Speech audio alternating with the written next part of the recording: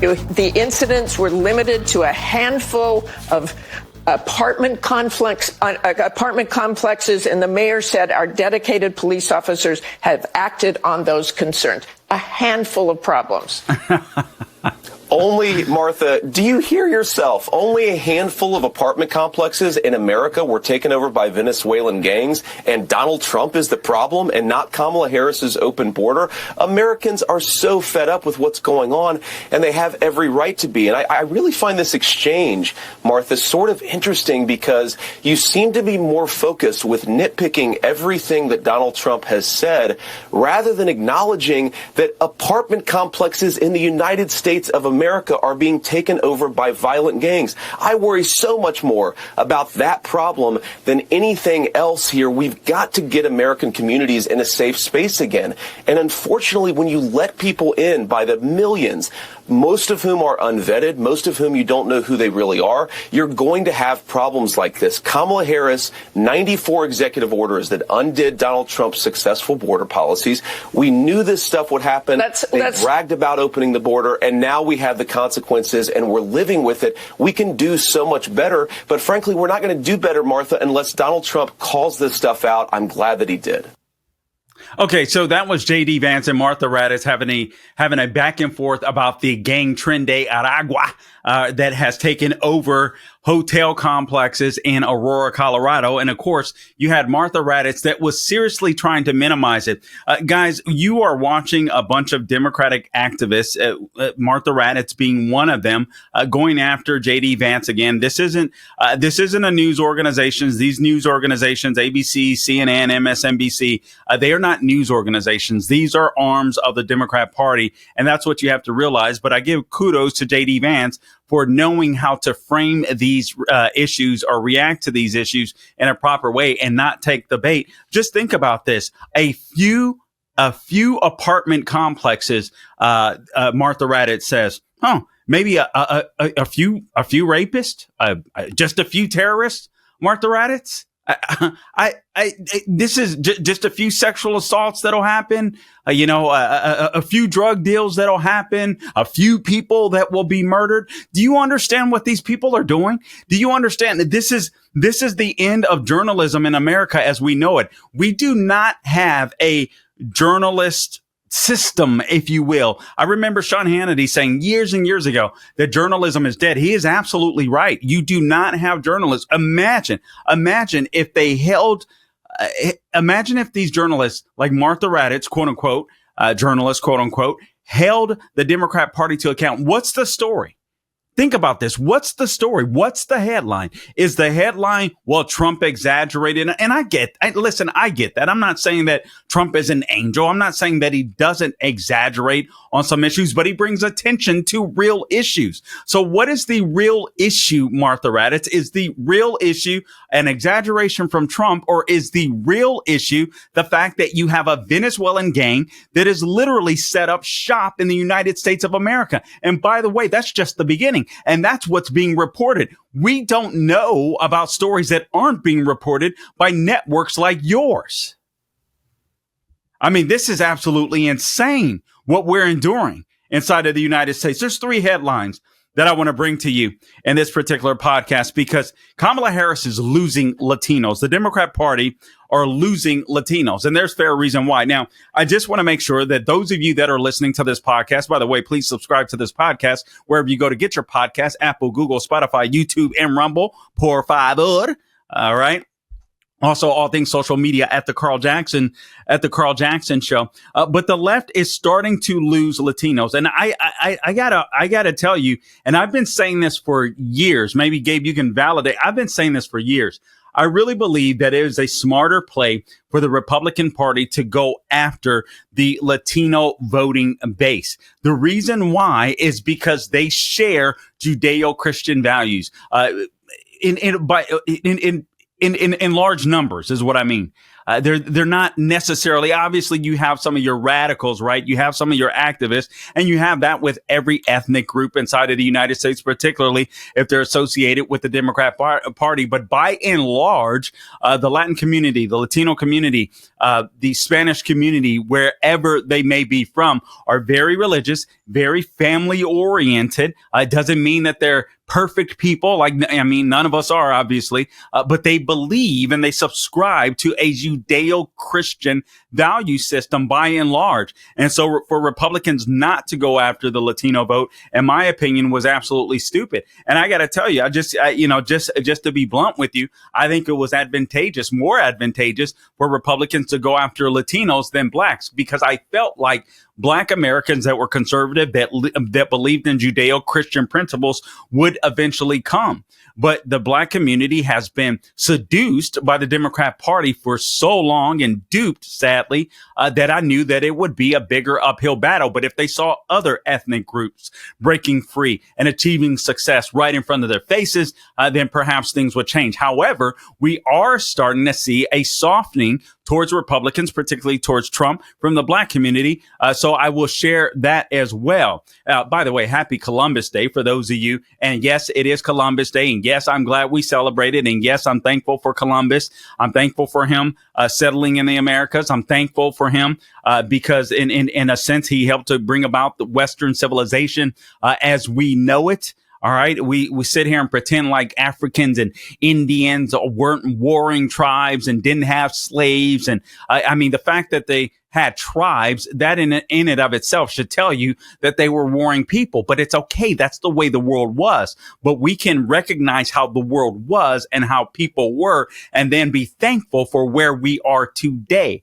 Thankful for Western civilization. So happy Columbus Day. I hope that you had a great one.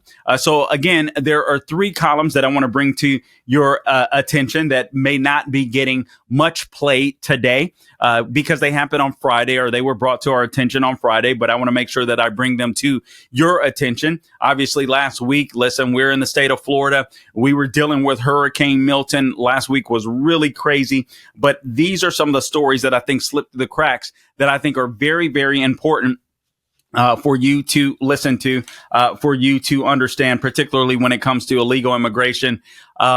And there's just so much news going on. It's absolutely insane. But I did want to make sure that I drilled down on these particular issues. I want to show you a couple more video clips before I drill down on these particular headlines. However, let's go to Bill Clinton. This is video clip number 1. Bill Clinton, former President Bill Clinton, was stomping for Vice President Kamala Harris, who is obviously hoping to become the president of the United States. And this is what he had to say. Let's roll video clip number 1, please, Gabe. You had a case in Georgia not very long ago, didn't you? They made an ad about a young woman who'd been killed by an immigrant. Yeah, well, if they'd all been properly vetted, that probably wouldn't have happened. But if they're all properly vetted and that doesn't happen. I'm Donald J. Trump, and I approve this message. Did he make that an ad? Did he make that an ad? Oh my God. I did not know he made that an ad, but what a beautiful, beautiful ad. That is a great ad. I don't know who Bill Clinton thought he was stumping for. Perhaps he's in early stage dementia. I don't know. Perhaps he thought he was stumping for his wife, Hillary Clinton, in a primary, a Democratic primary. But if he told the truth, he spoke the truth. If these illegal aliens that have been allowed to come into our border by the Biden-Harris administration had been vetted, then perhaps Laken Riley would be alive today. And I hate to, I want you to understand it's hard for me to say this stuff because I don't like to politicize stuff like this, but I also believe that it's very important to put it into the political arena, and so that people could understand the consequences of their votes, and particularly who they vote for. But Bill Clinton said one of the quiet parts out loud. If these illegal aliens were vetted, Laken Riley would probably be alive today. That's a shame, but that is a very true and accurate statement by none other than Bill Clinton. You have to wonder, is that a was that him just being caught off guard? You know, every once in a while in radio, it happens, right? You say something because we talk a lot, obviously. You say something and then a break comes, or then you leave the studio later and you're like, oh, I wish I would have said that. I wish I would have said that differently, or I wish I would have added this context, or, you know, I wish I would have said this, you know. You often battle with that. And oftentimes, obviously, if you're in the listening audience, you may not know. Some of you may pick up on it, but you may not know. But for the most part, you know, this happens all the time with radio hosts, even when it comes to research. I mean, I can go through and I can read 1,000 things and I'll literally only get to 10, you know. Obviously, I'm exaggerating with 1,000, but and then I hear other hosts and it's always the same way. I was shocked, you know, when I started subbing for some of the national names, I would hear, you know, I won't say who, but this person gets to about 30% of their stuff. I heard another national host just a couple of weeks ago said, you know what, my person helps me research and all this kind of stuff, and I probably get to about 10% of the material, and that's because news continues to break, and as you speak, other thoughts come. And you just kind of keep rolling with the punches. And before you know it, you're not even covering all of your material. But going back to this Bill Clinton thing, again, he said the quiet part out loud. This is an indictment on Kamala Harris. And you just have to wonder what is going on. What is going on with this Kamala Harris campaign? Remember, Democrats were never excited about Kamala Harris. Not at all. I mean, literally just months ago, probably 6 or so months ago, I was reading headlines and reading articles how Joe Biden should dump Kamala Harris. And honestly, just a few months before they decided to dump him.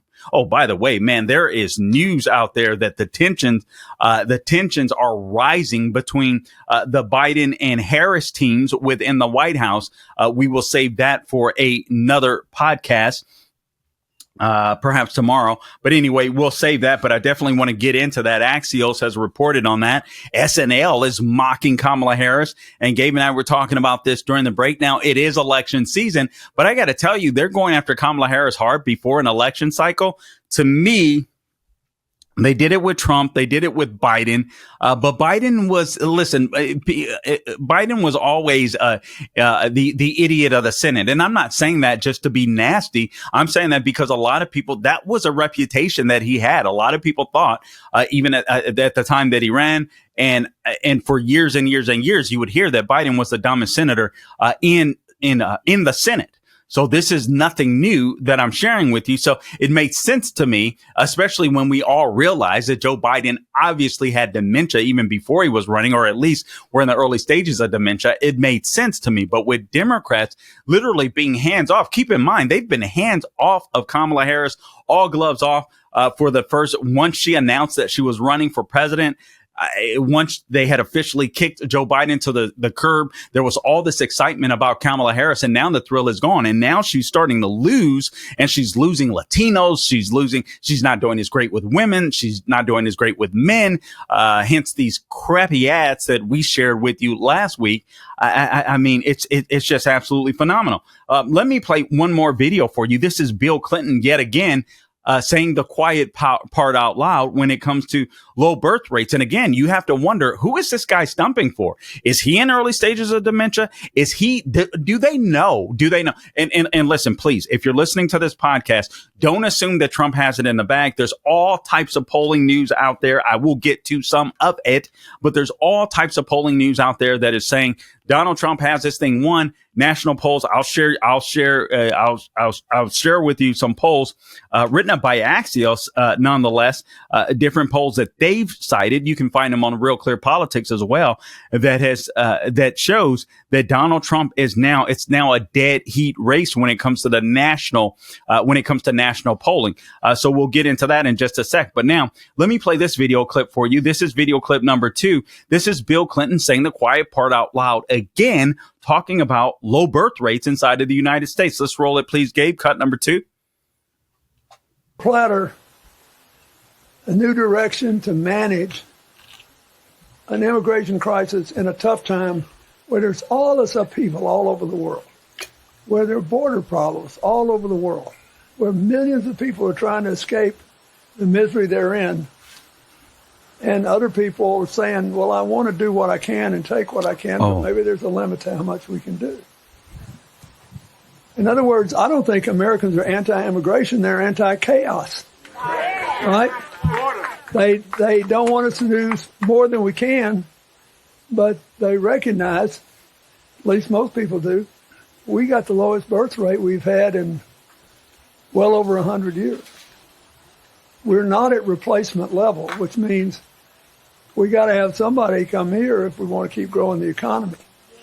Unless one of you is one of these artificial intelligence geniuses and figured out how we can all grow with no work, which I'm not sure would be good for us. I think, Americans, I have to admit to you, I had not seen that video.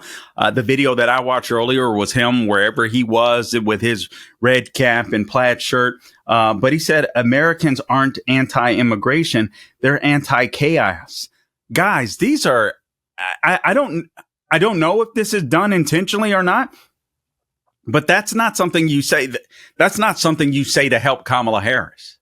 And again, I go back to a lot of these people did not want Kamala Harris as the nominee. And so I have to wonder, and again, please, if you're a conservative Republican and you plan on voting for Trump, you plan on voting conservative, you plan on voting for Republican, do not use this as an excuse not to show up. Oh, they got it in the bag. That's the last thing we need. We need you to go to the poll, and we need you to take other people to the poll, convince other people that it is worth voting for. This election is worth fighting for. You must vote in this election. Even if you're not voting for, even if you can't stand the top of the ticket, you have a whole down ballot of races that you need to vote for. I would hope that you would vote for the president. I would encourage you to vote for the president, but I understand there's some people out there that just aren't going to do it. But make sure you vote for down ballot races because they're going to be crucial, especially they're going to be more impactful to your local community. So you want to make sure that you're voting in people that actually love America, that love freedom, that are constitutional conservatives and or at least Republican in your local areas. But Americans aren't anti-immigration, Bill Clinton said. They're anti-chaos. Well, who is he taking a dig at? Who is he taking a dig at? There's an administration in the White House right now. Who is this guy taking a dig at? It makes you wonder if Democrats are starting to set their sights on the future. If they're starting to believe that Kamala Harris can't win, given the fact that the election is just 3 weeks away, short weeks away, and she can't do anything to bring up her numbers. She's getting ready to go on Bret Baier's show on Fox News, which tells you a couple of things. First off, CNN, MSNBC, ABC, CBS, all of them couldn't do a doggone thing for Kamala Harris, and it was dumb for her to dodge even them. But she realizes she needs those people in the middle. She's obviously not getting them. Fox has the best news. The best mix of Democrats, Republicans, and independents watching their programming. She realizes she needs to go there, which tells me that CBS, ABC, CNN, MSNBC are irrelevant, particularly for Kamala Harris. And they've really damaged their credibility. It's not good. So now Kamala Harris is desperate. She wants to be able to debate Trump. He's not going to do it. I don't think he should do it. He doesn't need to do it. Obviously, his numbers are doing well. Hers are not. She's starting to drop in the polling. So now this is a desperate move because these are people that refused to go on Fox News, Kamala Harris being one of them. And now she's getting ready to go on Bret Baier's show this week. So I look forward to watching that because I don't think that Bret Baier is going to take questions that are staged. You know what I mean? I think he's going to be fair. I think he's going to ask her questions. And I think he'll ask her some follow-ups, but I think he'll just be gentle and professional. So we'll have to see how she handles it. I don't believe that Kamala Harris could have a great interview. Part of the reason it isn't just that I don't believe she's the brightest bulb in the bunch. I don't think that she could give away the bag. She would have to admit to her communist leanings if she's going to be authentic. all the times that you watch Kamala Harris on video, I want you, or old videotapes of Kamala Harris, I want you to watch something. There's times where Kamala Harris doesn't sound dopey. She doesn't sound stupid. She sounds very fluid. She sounds like she knows what she's talking about. And that's when she's leaning to the left. She's her true self then. So I want you to pick up on that, pay attention to that. But I just found that fascinating. All right. So this is what we're dealing with right now. Okay, so let me give you these headlines. First off, let me remind you of a headline, and then just recount that Martha Raddatz interview with J.D. Vance. And we missed out on some of the beginning of that particular interview because J.D. Vance was talking about illegal immigration, building up. Martha Raddatz interrupted him. I know what you're getting to. The mayor of Aurora, who I guess is a Republican, said it's just a few apartment complexes that have been taken over. Again, it's just a few American citizens that have been raped by illegals. It's just a few apartment complexes that have been taken over. It's just a few drug deals. You know what I mean? It's just, this is just the beginning. And for Martha Raddatz to say that just shows you how despicable the journalism is in America, particularly with her news organizations and some of the more left-leaning news organizations. But let me just recount this story because it was kind of on the radar for a split second. News moved so fast today, and then it was out of the radar. Now, also, you guys should be aware of this. There's speculation that there may have been an alleged third assassination attempt on Trump in Coachella, California, at his rally over the weekend. The man that was arrested had basically some fake ID, had a shotgun, all this kind of stuff. He says that it's total BS. He was arrested outside of the event, I believe at least a mile away or so. I'm going to have to go back and check that information. I don't want to give you a bunch of bad information, but he's saying it's a bunch of BS. So I don't know. And when more information comes, we'll definitely let you know. But let me just go back to this because it's very important. Report Hattie Breitbart, accused ISIS terrorist brought to U.S. by Biden-Harris administration, worked as CIA security guard in Afghanistan. Carl, why are you bringing this up? I'm going to get to it because Kamala Harris is losing Latinos. And this is part of the reason why. Remember, people want to feel safe and they want to feel like they can become prosperous when they come to the United States of America. But let's focus on that word safety. So we go back to this column again. Report accused ISIS terrorist brought to U.S. by Biden-Harris administration, worked as CIA security guard in Afghanistan. All right. So an Afghan national resettled in the United States by President Joe Biden and VP Kamala Harris's administration, accused of plotting an election day Islamic State terrorist attack, reportedly worked as a security guard for the CIA in Afghanistan. Nasir Ahmad Tawadi, I can't pronounce that, Tawhedi, 27-year-old Afghan national and an unnamed co-conspirator were arrested in Oklahoma on October 7th by federal law enforcement, according to Breitbart. And he was charged with, he was arrested by law enforcement agents and charged after they purchased 2 AK-47s that they allegedly planned to use to carry out an ISIS-backed terrorist attack on Americans on Election Day this year. The alleged terrorist was able to resettle in Oklahoma City thanks to Biden and Harris's mass resettlement operation, which started immediately after the U.S. Armed Forces withdrew from Afghanistan, surrendered in Afghanistan in August of 2021. Surrendered is my word, not theirs. Close to 100,000 Afghan nationals were brought to the U.S. within months of the disastrous retreat from Kabul, and many were not screened or vetted in person by federal agents. So in other words, we don't know who the heck we let in this country, who Biden and Harris let in this country. It's absolutely insane. According to a report from NBC News, the alleged terrorist worked as a security guard for the CIA while he was in Afghanistan, a position that would have made him eligible to resettle in the United States via the Biden-Harris administration's Operation Allies Welcome. Operation Allies Welcome. It's not clear whether Tawhidi was a radical Islamist when he came to the U.S., and American officials declined to answer questions about how he was vetted, according to NBC News. Breitbart News reported that Tahiti's co-conspirator was a student at Southmore High School in Moore, Oklahoma. At the time, he was charged with providing material support to ISIS. The co-conspirators, a 24-year-old sister, is the wife of Tahiti.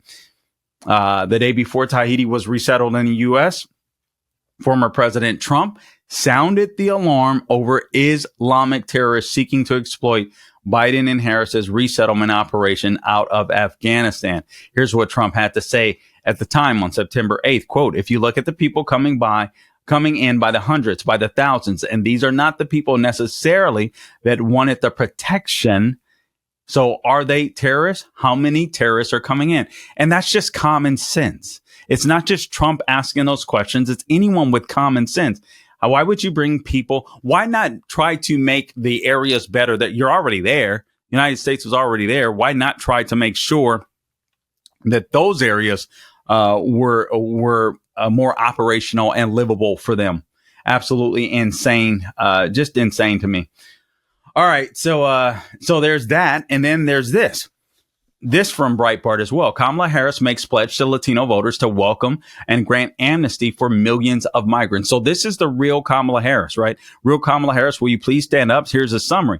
So VP Harris is promising Latino voters that she'll open the borders to a number of economic migrants, basically illegal aliens, and she'll grant shares of their U.S. citizenship to millions of migrants who have basically broke into American society. So here's the problem. Harris never told Latino voters that came here legally, right? Why their concerns about the economy should be, set aside for her goals of welcoming in millions of illegals that are going to be seeking jobs and housing that are certainly going to impact other American or are going to impact American citizens.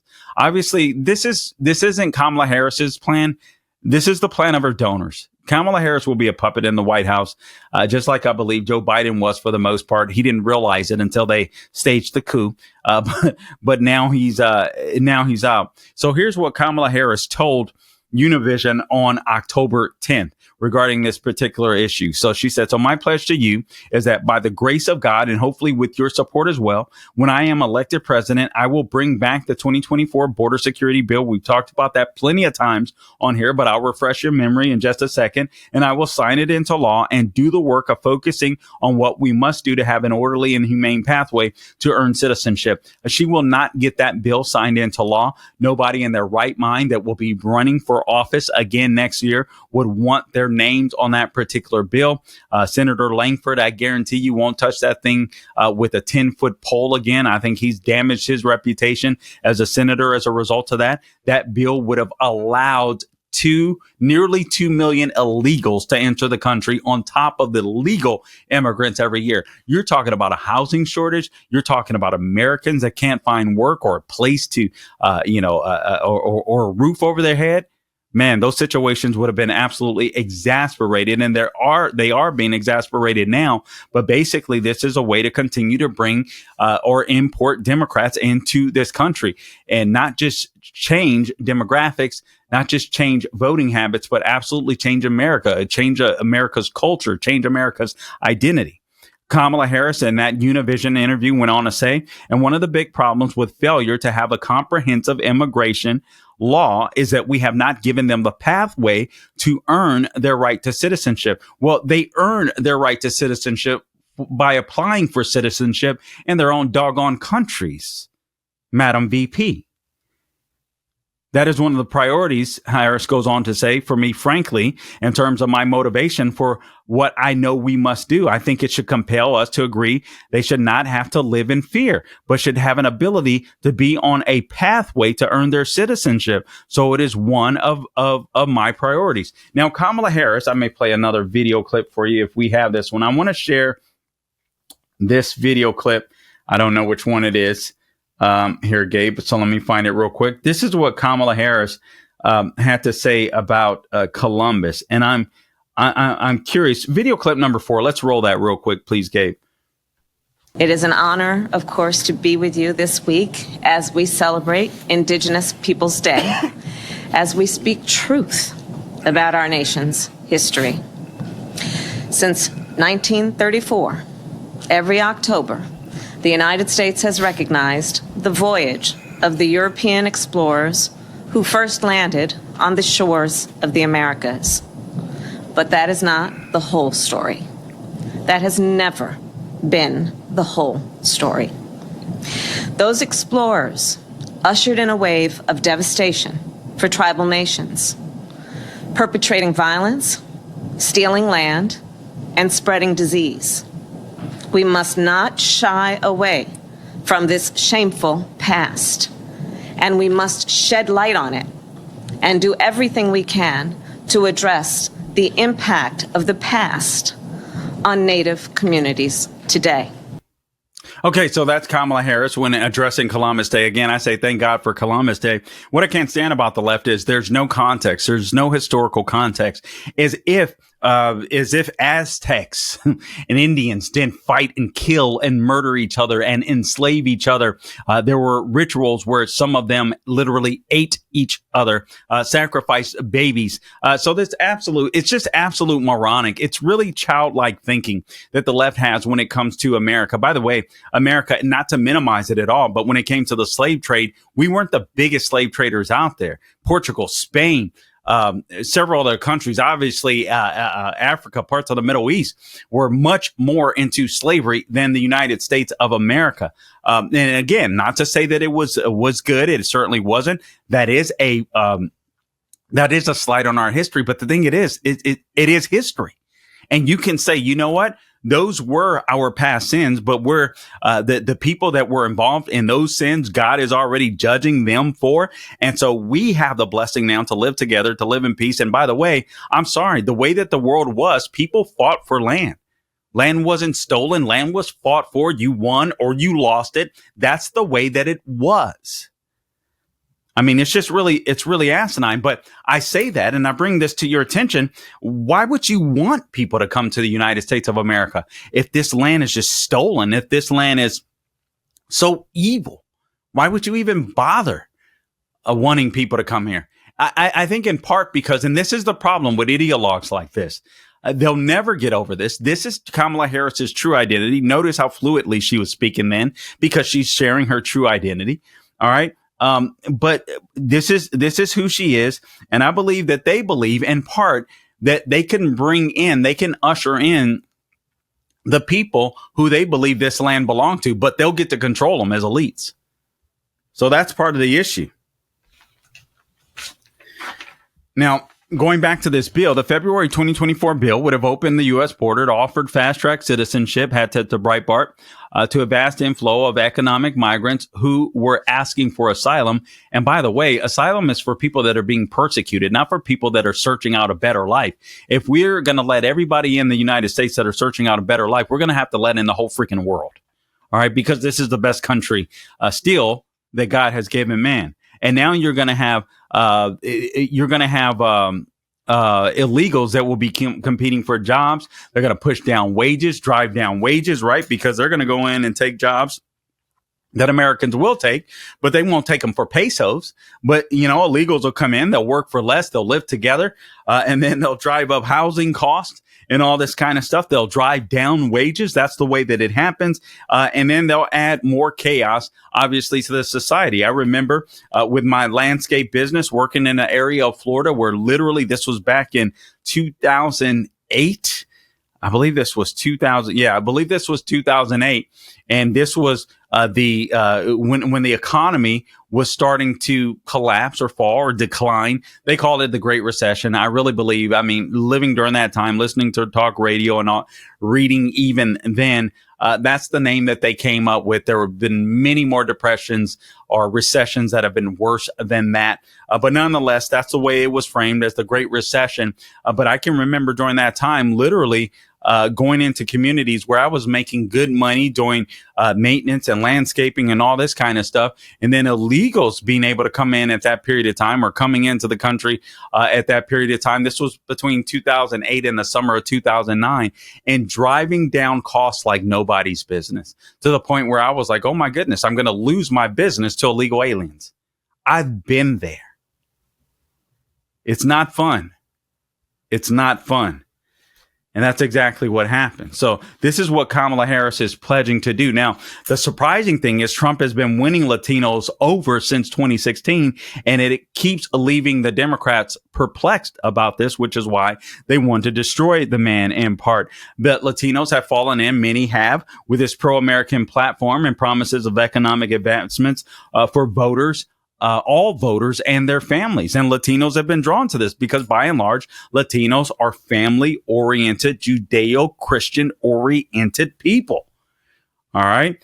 Democrats have been losing ground with them, even though they've been promising, identity politics and a bunch of giveaways. But a lot of the Latinos realize that, it's a lot of the leaders in these far left groups that are the ones that are getting the benefits. Listen to this. In April 2024, Breitbart News reported an Axios Ipsos poll. All right. So that poll found that American Latino adults 38% support deporting illegal aliens. All right. So that doesn't sound like a lot, but the truth is, Democrats have been winning Latinos in very large numbers, but now 38% support for deporting illegal aliens. That's actually up 10 points, which is huge from 28 points since Joe Biden took office. So even legal immigrants or Latinos are seeing this influx of illegals into the country, and they're like, we don't want a part of it. 42% support securing the border by building a wall. That's up 12 points since Biden has taken office.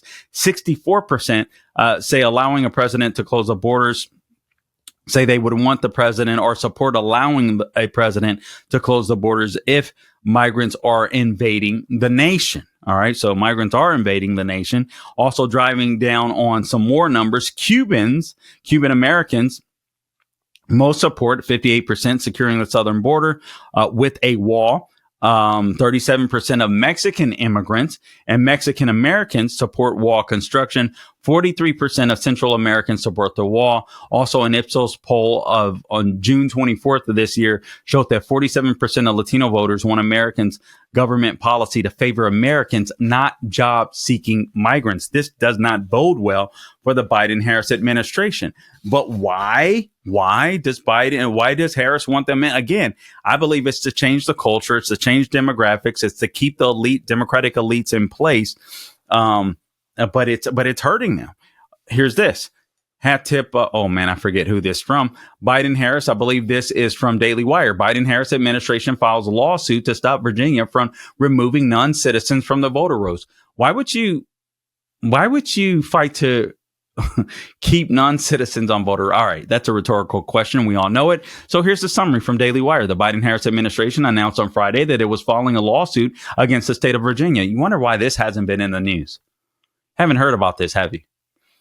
All right. So for enforcing, you're going to hear different stuff here. So why are they doing it? All right. For enforcing voter integrity laws in the state that aim to curb illegal voting in elections. So you have Assistant AG Kristen Clark, who apparently has a history of being saying some pretty racist stuff, claimed that Virginia's, without evidence, by the way, move to increase election integrity was an 11th hour effort, quote unquote, intended to, quote, disenfranchise qualified voters, close quote. So you have the Assistant Attorney General, Kristen Clark, claiming that illegals are disenfranchised qualified voters.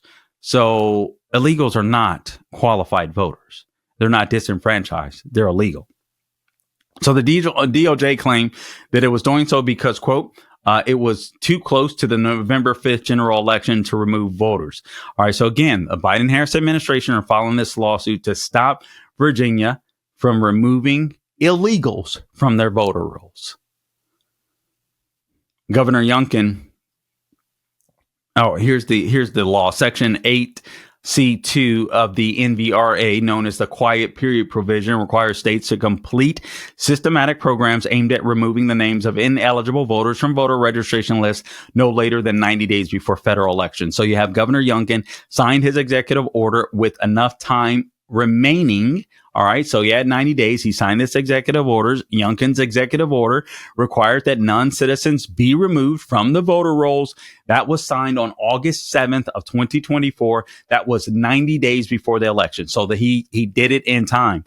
So Youngkin made the argument, quote, the problem is the people who are being removed from the voter rolls are not, in fact, voters because obviously they're not citizens, which is the argument I just made. Youngkin continues. With less than 30 days until the election, the Biden-Harris Department of Justice is filing an unprecedented lawsuit against me and the Commonwealth of Virginia for appropriately enforcing a 2006 law signed by Democrat Tim Kaine that requires Virginia. Remember, Tim Kaine ran as Hillary Clinton's vice presidential partner there. So Tim Kaine signed this law. Apparently, he was the governor of Virginia that I must have forgotten. That requires Virginia to remove non-citizens from the voter rolls, a process that starts with someone declaring themselves a non-citizen and then registering to vote. So what gives? What gives?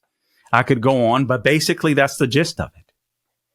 That is the gist of it. So you have the Biden-Harris administration filing a lawsuit to stop Virginia from removing non-citizens from voter rolls. You have Kamala Harris pledging to Latino voters to welcome and grant amnesty for millions of migrants, but it's not working. In fact, she's turning off Latino voters. And here's some more proof for you. Axios had tip. Trump tightens gap with Harris in 3 new national polls.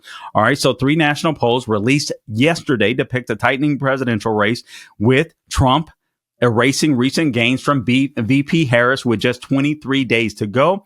All right. Harris started to pull away from Trump in several national polls in September after their debate. But all 3 new polls show a neck and neck race nationally. So here are the polls. ABC Ipsos poll of likely voters found Harris up 50% to Trump's 48%. That's down from a 6-point lead for Harris last month. Now, Trump under polls. So that's why this is scary for the Harris campaign. That doesn't mean she's going to lose. It just means this race is tight and it's anyone's race. But I suspect that if it's still true today that Trump under polls, this is not good news for Harris's campaign. You have a CBS YouGov poll of likely voters showed Harris up 51% to 48%. That's down from a 4-point lead in September. All right. Then an NBC poll of registered voters found a dead heat, 48 to 48. That's a major slide from 49 to 44% in Harris's favor just last month. So now national polls, this is a very important point. And this is why I encourage you voters, especially if you're voting for Trump, not to rest, not to grow, not to get lazy, but run all the way through the finish line. OK, national polls do not depict state by state races. All right. So national polls essentially is the mood of the country, the mood of the popular vote. But we win the White House by the Electoral College. So it's always important to remember that. That's why you cannot stay home. So in polling released on Sunday, Harris received encouraging news in Pennsylvania, which is the most pivotal state for either candidate, but was dealt a blow in Arizona. And I'm not sure about that because I thought I just read that she was not doing well. Certainly Senator, I forget his name. I actually like the guy now. He's a Democrat. The guy that had the stroke. What is his name? Oh man, forgive me. Maybe it'll come to me later. But anyway, a polling released, Harris received encouraging news out of Pennsylvania. But also she was dealt a blow in Arizona. A New York Times, Philadelphia Inquirer, Siena College survey of likely voters showed Harris leading Trump 50 to 47% in the Keystone State. But in Arizona, she trailed the former president 51 to 46. So this is a tight race any way you look at it. But regardless, what we're starting to see over and over again, that Harris's polling does not look good. And she's losing Latinos. Also, there's appears to be evidence that she's losing Black women. Not a great sign for Kamala Harris. Basically, she's a fake and a fraud, and it's coming to light. People see it. People know it. It is not working out well for the Kamala Harris campaign. It's just not good news for them. Now, there's still plenty of time to go. Unfortunately, if the race were held today, I would say that Trump would be winning or Trump would win. But I'm not going to be in the prediction business per se, except to say I predict that if you show up and vote And if you bring a friend and if you convince a friend, then Trump will win this election. Guys, listen, I appreciate you tuning in to this edition of the Carl Jackson Show podcast. Please support our sponsors. Our sponsor for the day is MyPillow. A large retail store just canceled a huge order, leaving MyPillow with a ton of extra MyPillows. But you know what? That's their loss and that's your gain. For the first time ever, you can get a standard classic MyPillow for wholesale prices, only $14.88, but it gets better. For a limited time, they're offering their entire classic collection at wholesale prices. Get queen size MyPillows for just $18.88. Upgrade to a king for only $1 more. Get the body pillows for just $29.88. Also, they have multi-use MyPillows for just $9.88. That's insane. All you have to do is go to mypillow.com, use the promo code Carl, C-A-R-L, or call 800-858-0263. Again, that number, 800-858-0263 to take advantage of wholesale pricing for the first time ever. On top of that, you will receive free shipping on orders that are over $75. They have never been offered this low before. There are limited quantities at this price, so the limit is 10, and once they're gone, they're gone. Go to mypillow.com or call 800-858-0263 and use promo code Carl to get the standard MyPillows for only $14.88. That's the lowest price ever. All right? Don't delay. Order today. MyPillow.com. Until next time, don't grow weary doing good. Check me out. All things social media at The Carl Jackson Show. Subscribe to the podcast. Share the podcast. The Carl Jackson Show. All right. Don't grow weary doing good. God bless you.